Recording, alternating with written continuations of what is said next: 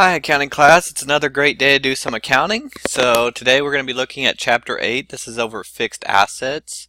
Throughout these new notes that I'm doing, I'm having a company called Paws and Claws. They're a pet service company offering veterinarian services, pet grooming services, and they have a merchandising business. But for this chapter, we're only focused on the fixed asset portion. They're going to be buying land, a building, and a delivery truck to start making deliveries. So all these are considered fixed assets. Let's look at the definition of a fixed asset. Fixed assets are assets that have both a long life. So one part of it, a long life has to be more than 1 year at a minimum to be a fixed asset. And the second most important part is they are used in operations. So a fixed asset, if an asset is held for resale, it's inventory. So in order for it to be defined as a fixed asset, it has to be used in operations. So it starts off with a few questions. The first one is what costs are going to be capitalized for a fixed asset? Is it only the purchase price, or can it include other costs? What about if we repair, renovate, or add value to an asset? Spend money to fix one up to allow it to do something new or different. What do we do with those costs? Are they going to be capitalized, recorded as an asset, or are they going to be expensed? What about depreciation? What are the options for the depreciation? We're going to see that there's 4 different methods we're going to look at. There's really more than 4 in the world, but we're going to limit our discussion to 4 different depreciation methods. We're going to see one of the 4 depreciation methods of makers. This is used in business taxes, so we're going to see how it does. Don't worry, that's very simple because the IRS publishes the rates. Really all we got to do is multiply. But we're going to look at one method that's designed just for taxes.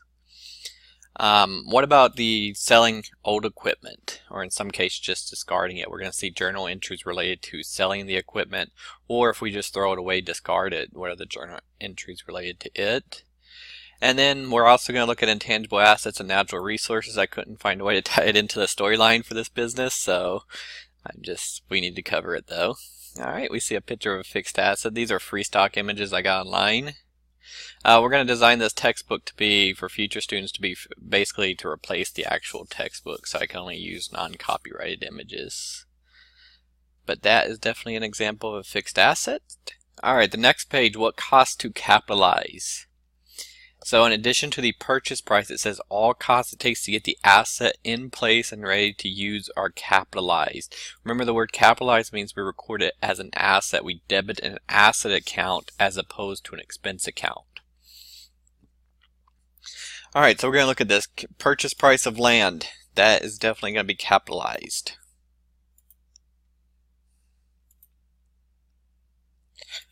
Alright, building permits. So if we have to pay the government certain money to be able to build on that land or anything of such, we're going to also be able to capitalize that because it's part of getting the land in place and ready to use.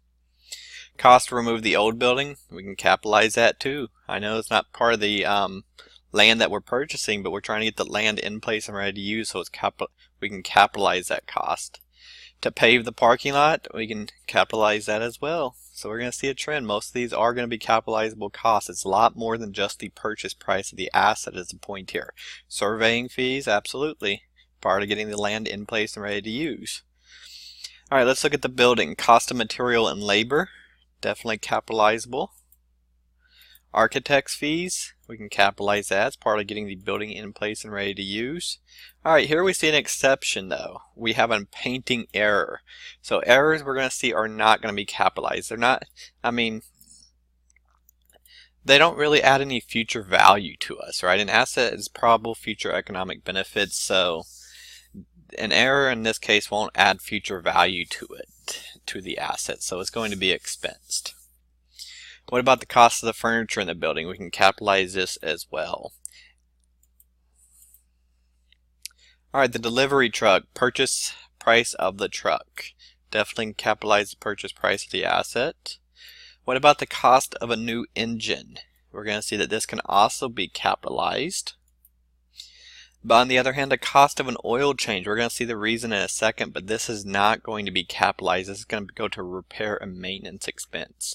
Because this oil change, we're going to see later, only benefits one period, where the engine benefits multiple accounting periods.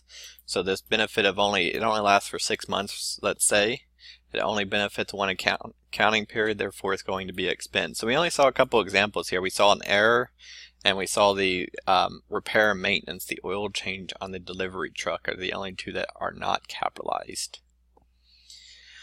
So it goes through this. Why is a painting error not capitalized? There are some exceptions to this rule. Error, government fines, and theft are not capitalized. So these type items will not be capitalized. They will be expensed when incurred. So then it talks about the truck engine. Why is it capitalized but the oil change is expensed? The new engine is something called a capital expenditure. A capital expenditure is something that does one of two things. It either significantly extends the life of an asset. I'm not talking about a few months, but maybe a year or 2 or 3 years. Significantly extends the life. Or it improves the asset to allow it to do something new that or add value to the business that it wasn't able to do before. Such costs need to benefit more than one accounting period. So more than one period. Since it benefits more than one period, these capital expenditures will be recorded as an asset. On the other hand, we have something called a revenue expenditure. Revenue expenditure only benefits the current period. So it doesn't benefit more than the current period. As such, it's going to be a repair and maintenance expense.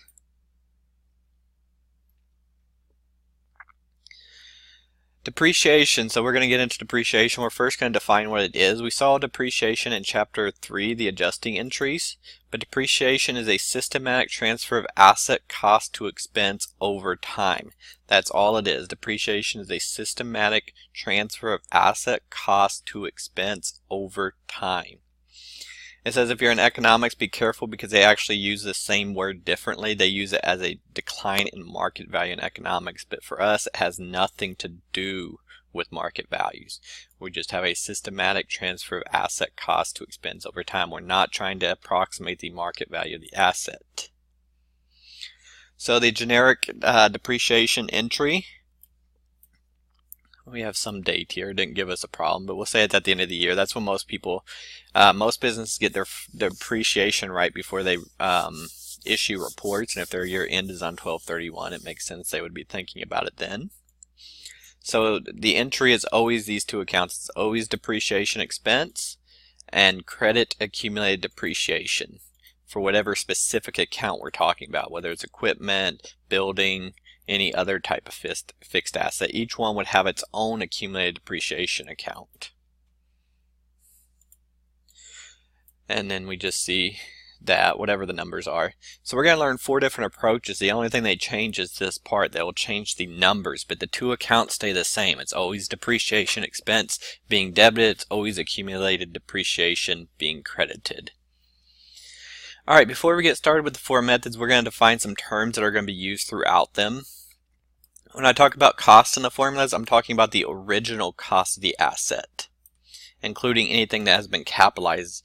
Anything we done, like if we saw on the previous page, any of these costs is part of the cost of the asset because it's recorded as the fixed asset on the books.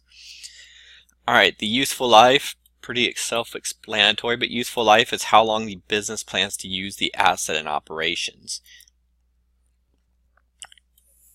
The residual value is the expected value of the asset at the end of its useful life. It's sometimes referred to as salvage value, so treat salvage value and residual value as synonymous. Alright, here's a very important rule. An asset is never depreciated below its residual value. An asset is never depreciated below its residual value. So no matter what method we choose, we're never going to break this rule. An asset is never depreciated below its residual value. Alright, depreciable cost. Just read it literally. Able to be depreciated. What cost is able to be depreciated? All the cost is able to be depreciated except for this residual value. So the formula for depreciable cost will take the original cost minus the residual value. So all the cost is able to be depreciated except for the residual value. Oh yeah, it's so important I put it twice here, right? An asset is never depreciated below its residual value. I get it right there too. Alright, we have this date modifier. This isn't, I might find a way to simplify this. call it something else. But date modifier is simple. If we didn't buy the asset on January 1st, not all businesses buy assets on January 1st. So for example, if they purchased it on March 1st of the year, we're not going to depreciate it for a full year. We're only going to depreciate it for a fraction of a year. If we bought it on March 1st, we didn't use it for January or February. We didn't use it for 2 of the months of the year. But if we used it for the rest of the year, we've used it for the other 10 months, right? The ones that occur between March and December, including December. So we'd only depreciate it for 10 months. So a simple formula of what I'm calling date modifier will be the number of months that the asset was used in operations divided by 12. In addition, if we ever see it, depreciation is based on estimates, so it's okay to round to the nearest month end or beginning. So if this said March 7th, I would interpret that as being March 1st. So I'm going to, throughout this, if we see it at different dates, we're going to round to the nearest month beginning or ending. Alright, now we're going to look into the 4 different methods. We're going to look at the straight line depreciation, which we actually saw in chapter 3 a little bit. We're going to look at the units of production method, the double declining balance method, and then the tax one, the maker's system. Alright, straight line depreciation. It is the most widely used method of depreciation, so this is by far the most popular depreciation method. One of the reasons it might be is it's simple. So straight line depreciation just relies on this formula.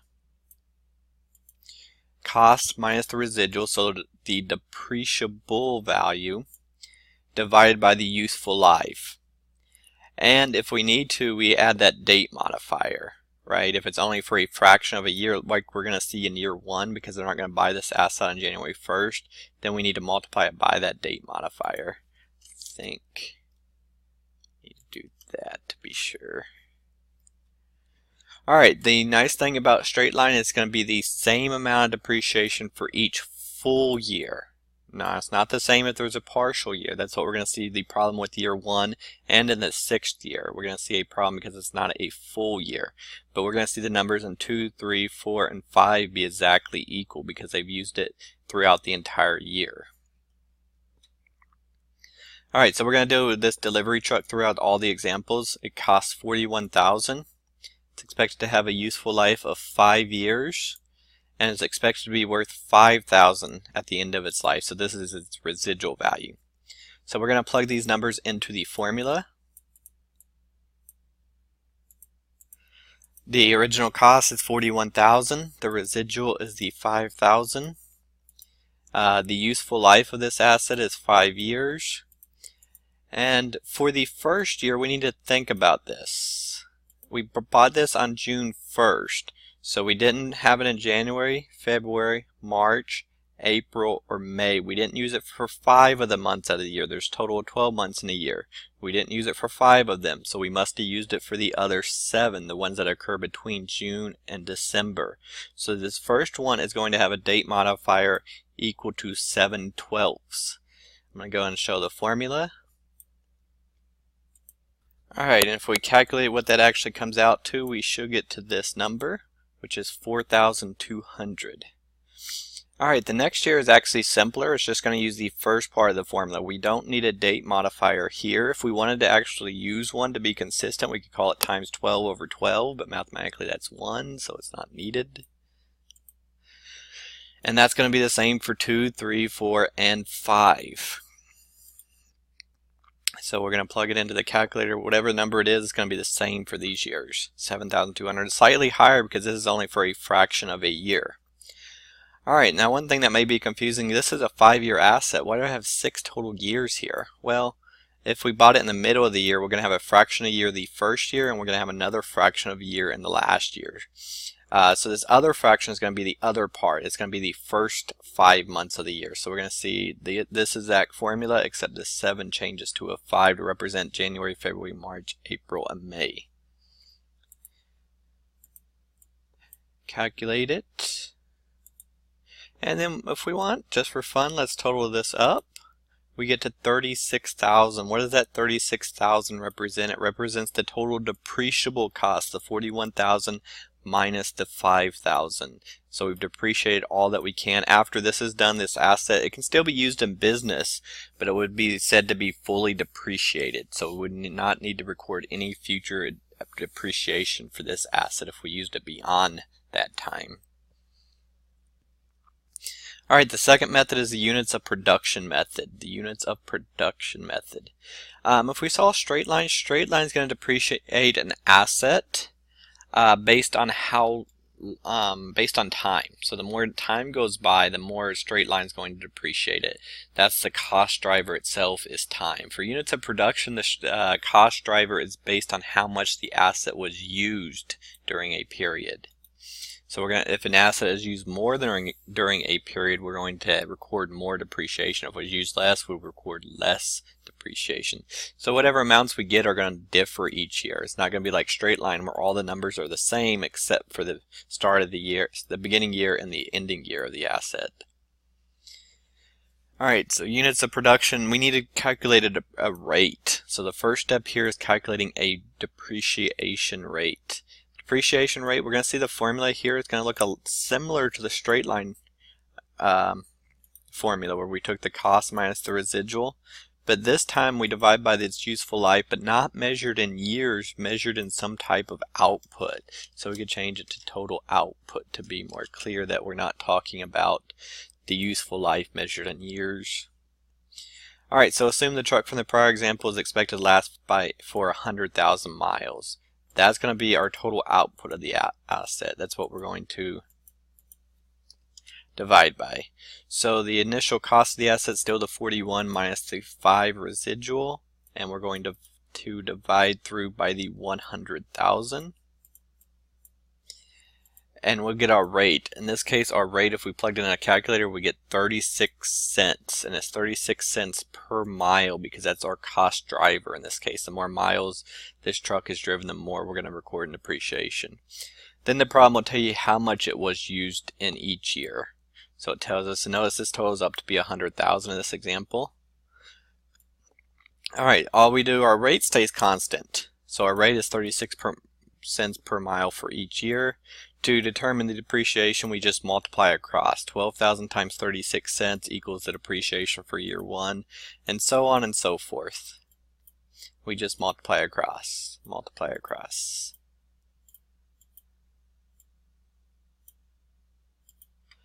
We can add all of them up at the end and see that same 36,000, right? Both methods expensed all of it, it's just they did it in a little bit different way. Notice you don't need a date modifier here. If we purchase this asset in the middle of the year, it's naturally, look at the number in the first year, it's naturally lower than the one in the second year because they only used it for 7 of the 12 months. So the cost driver being in miles naturally compensates for the time difference. So we don't need a date modifier like 7/12 months on the first year. Alright, double declining balance. This one's going to be the most different from the other two. Notice the very first part, it does not take out residual at the start of the problem. So the other two methods, the very first step, we see cost minus residual, we see cost minus residual. This method does not do that. It does not do cost minus residual. What it does, instead of thinking about it at the beginning, it thinks about the residual value at the end of the problem. So we're going to see the residual value play a role at the end of this problem. Double declining method also has a rate that is twice the straight line rate. So I'm going to give you a formula, and then I'll show you another way to arrive at it in your mind if it's easier. So here's a formula that simplifies it. It's simply the 2 minus the useful life. Useful life meaning the straight line years, like the 5 years that it's useful under straight line. And then we multiply it. If it's a partial year, you can just add that to your rate. So if it was 7/12, we'd add that to our rate. But we're going to simplify this problem because we're going to make it purchased on January 1st, so we don't have a partial year. Alright, so another way to think about the rate is convert the straight line rate into percentage and then multiply by 2. For example, if we had a 10-year asset, 1 divided by 10 is 10%, twice that amount is 20%. Try the same thing here. 2 divided by useful life of 10 years, 2 divided by 10 is 20%. We get to the same output. So either way, if you want a formula to remember, it's 2 divided by useful life, or if you want to think through straight line rate, multiply it by 2. Either way, you'll get to the same rate that is used for the double declining method. Also, to use this approach and the way I have it set up, we need to remember what book value is equal to. So book value is the cost minus accumulated depreciation. So cost minus accumulated depreciation. Alright, so we're going to start with this delivery truck. It's a $41,000 asset, expected to last for 5 years. 5 years is what we're going to plug into the formula, so our rate's going to be 2 divided by 5. 2 divided by 5, if we did it in a calculator, is 40%. I'm going to go ahead and show it, because I do get some questions.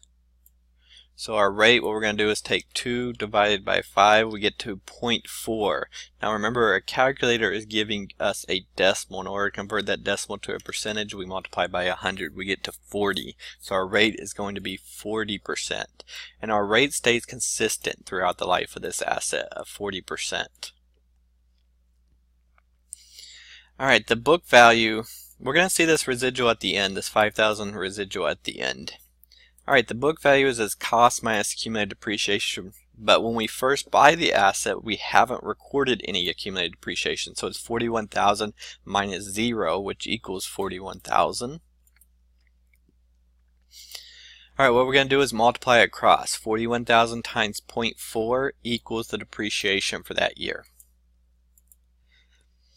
Alright, so if we did have a date modifier, we'll go back to this point, we would put it right here. So we would say it was times, I don't want to do this for this problem because it makes the numbers all into decimals. But if we did have a date modifier, it would go right here. You would just multiply 41,000 times 40%, or 0.4, and then times 7/12, and you would get the amount of depreciation. And then you don't need it for the future periods.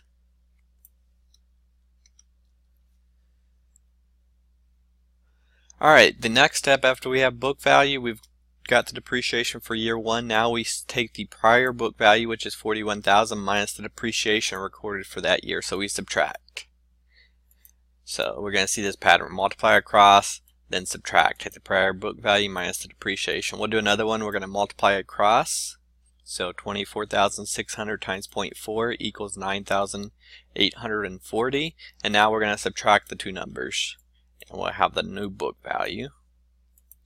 And we're going to do multiply, subtract, multiply, subtract.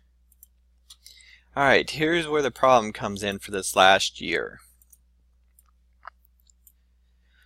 We have 5314 book value. If we multiply that by 0.4, it would depreciate it by 2,125. But notice if I do that, if you take this number minus that one, you can just round it in your head. It's going to depreciate it below this 5,000 number, right? And we said we're never going to depreciate an asset below its residual value. So we can't depreciate this for 2,125. The most we can depreciate it for is its current book value minus its residual value for $314. If we totaled up all the depreciation numbers, we'll get to a total of 36,000. 36,000. Again, the same 36,000 we've gotten on all. So there's like a trick question on depreciation. It says if you straight line versus units of production versus double declining, which method produces the most depreciation over the entire life of an asset? It's a trick question because they all produce the same amount of depreciation over their entire life. They just do it at a different rate.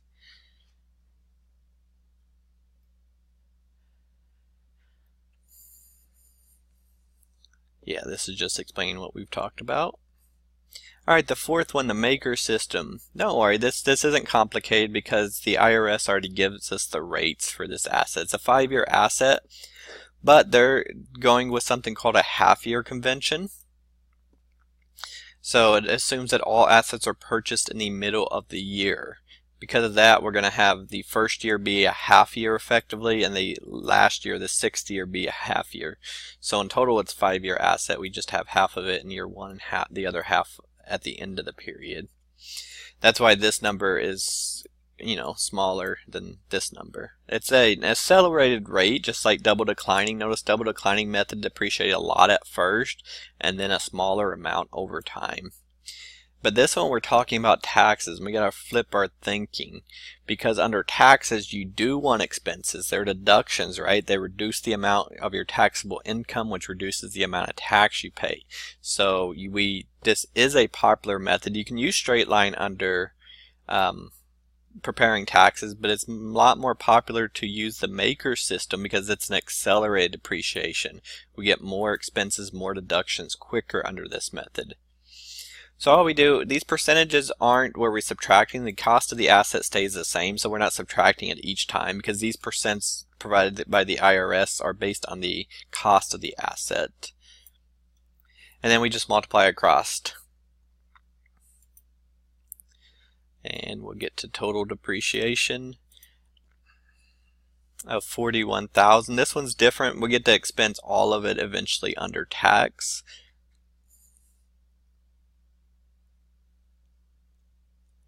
Comparison of the depreciation. So this is just a summary table. So the straight line rate, we can have it all here in one place, is the cost minus the residual value divided by the useful life.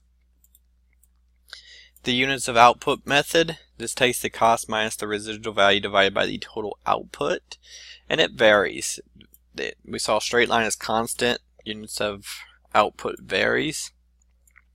Double declining balance is just the 2 divided by the useful life. Same useful life as straight line, so it's a 5-year asset, it's 2 divided by 5.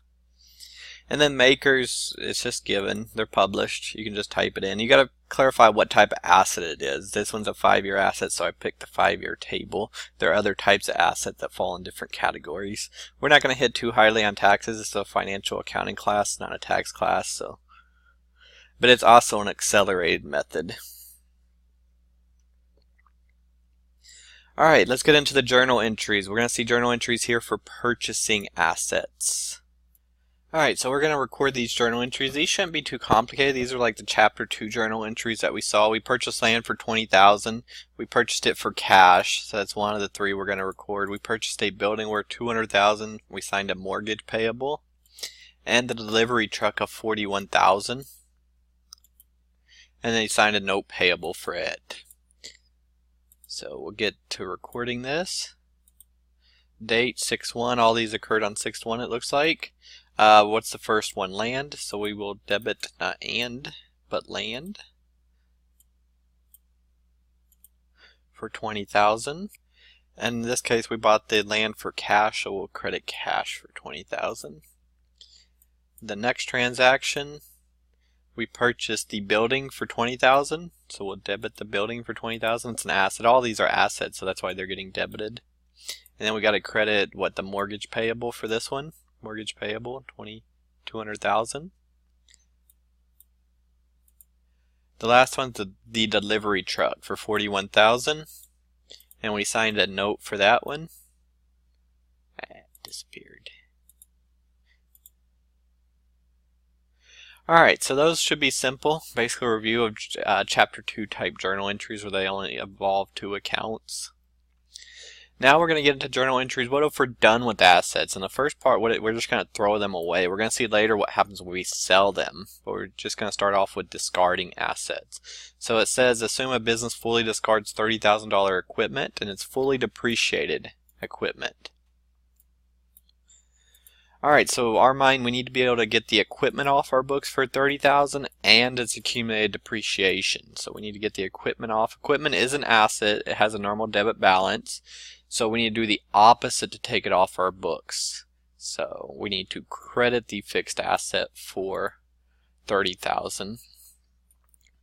Accumulated depreciation is a contra asset account. It has a normal credit balance. So in order to take it off, we need to debit the account. So we're doing the opposite of their normal balances here. And also, it's just important in your mind to start linking fixed assets together with accumulated depreciation. So whenever you think about a fixed asset, think about its related account, its accumulated depreciation account. If you're taking one off the books, you're probably going to do something with the other one. So link these together in your mind. They're related. Alright, but that was the easy example because it was fully depreciated. Now we're going to look at discarding a partially depreciated asset. So on this example, assuming a business discards $30,000 equipment with accumulated depreciation of $25,000. We're going to assume that they've just recorded their depreciation already at the end of May, so they do their depreciation monthly, so we don't need to update this number. All we need to do is take both of these off of our books. So we're going to look at how this journal entry works. We're going to think the equipment's an asset. It has a normal debit balance. So in order to take it off our books, we're going to credit the account. We're going to look at the accumulated depreciation. The accumulated depreciation is a contra asset. It has a normal credit balance. So in order to take it off, we debit the account. Alright, but this doesn't balance. We need $5,000 on the debit side. And we're going to call this account loss on disposal. This is going to be a new account. Alright, so this account is called loss on disposal of fixed asset. It's a loss account. It's similar to an expense account, but it's not an expense because it doesn't relate to the primary purpose of the business. That's why we use the term loss instead of expense. Alright, the next page we're going to get into selling fixed assets. For this is the approach I think about it and I recommend. Of course, it doesn't have to be done in this order. We just have to have all the right numbers in the right places. But I recommend we debit the cash for the amount of cash received. We will credit the fixed asset. Remember, fixed assets are always going to go on the books at cost and they're going to be removed at cost. We're going to debit the accumulated depreciation account to take it off our books. So we'll take the fixed asset and the accumulated depreciation off the books. And then we'll calculate the number to make the journal entry balance. If we need a number on the debit side, it's going to be a loss. If we need a number on the credit side to balance it out, we're going to call it a gain. Alright, so we're going to see 3 different transactions here because I want to show you how a loss looks, how a no gain or loss looks, and how a gain looks. So on 6.1, assume a business sells $30,000 piece of equipment for with $25,000 accumulated depreciation for $3,000.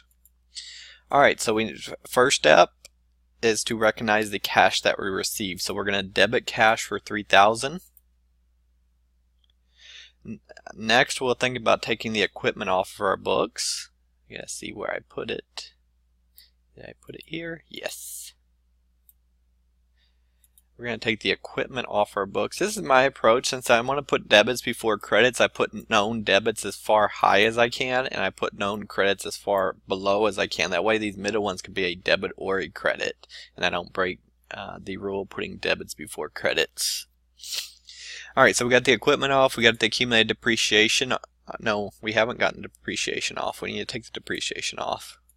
So we'll take the accumulated depreciation off. Now this is what I mean by balancing it. We got $30,000 on the credit side and we got $28,000 on the debit side. So I need $2,000 more on this side, right? 30 minus 28 is $2,000. And since it's on the debit side, we're going to call it a loss on disposal of, or loss on sale of fixed asset, because we actually sold this one. So that's the first example. The second example, it's going to be the same asset, but they receive $5,000 instead in cash. So we'll debit cash for $5,000. Now it's going to be similar steps here. We're going to have equipment being credited for its original cost, which is $30,000, and we're going to have accumulated depreciation coming off for $25,000. But notice here it balances out, $30,000, $30,000, so we don't have the need for a gain or loss. So we only need these 3 accounts to record that, because this was sold exactly at its book value.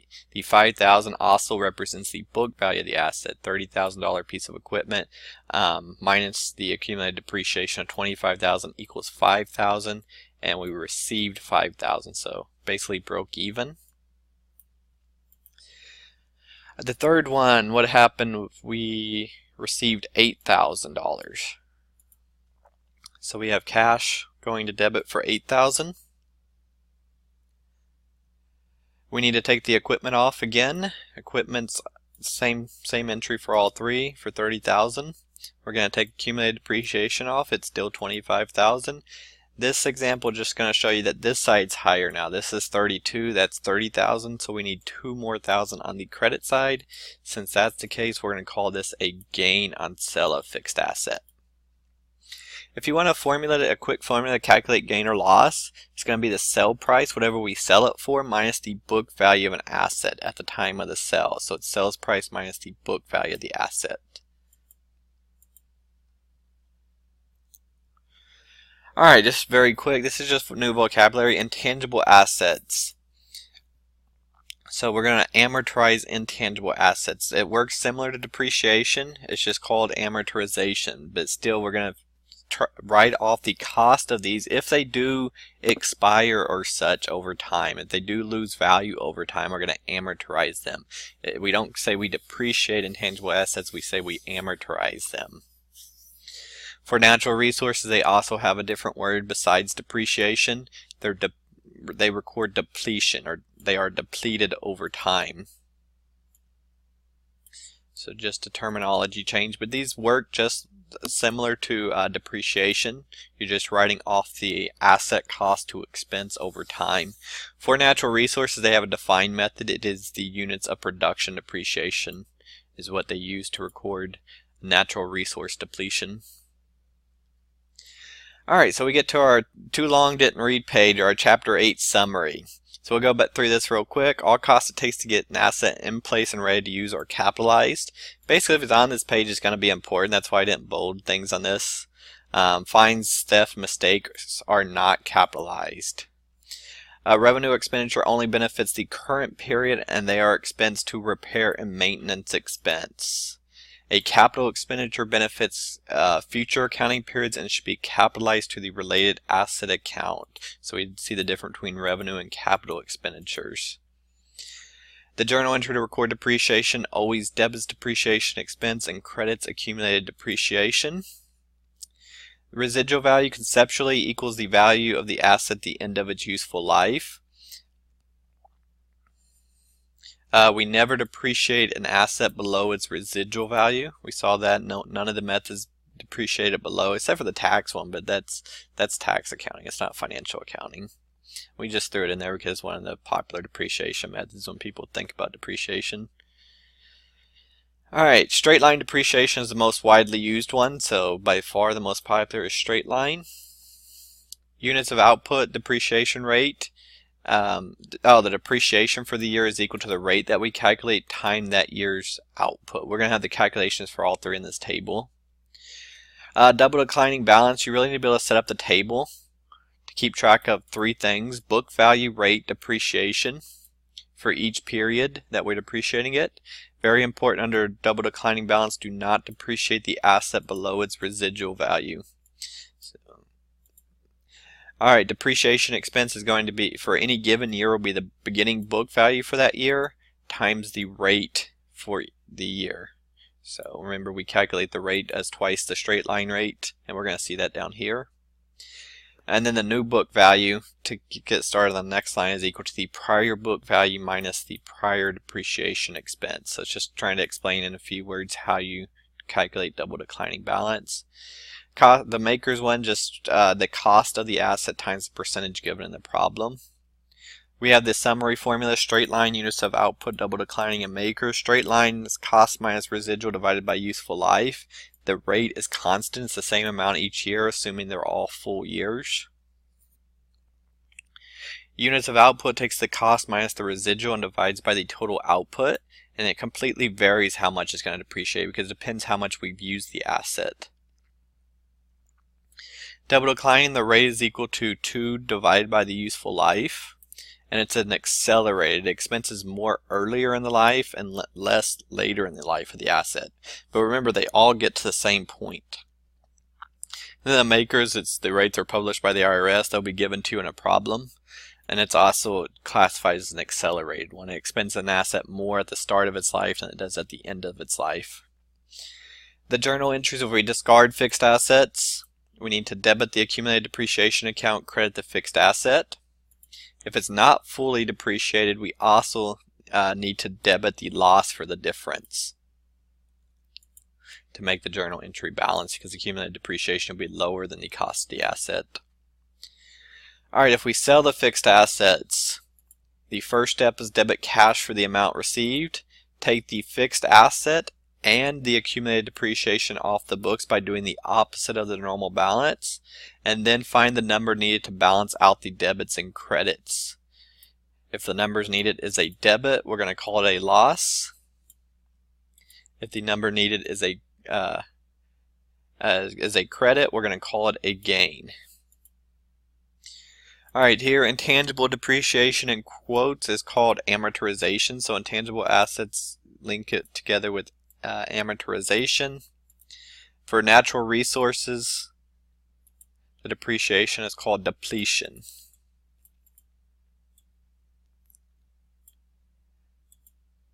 Alright, that's it for this chapter. We'll see you guys next time for chapter 9.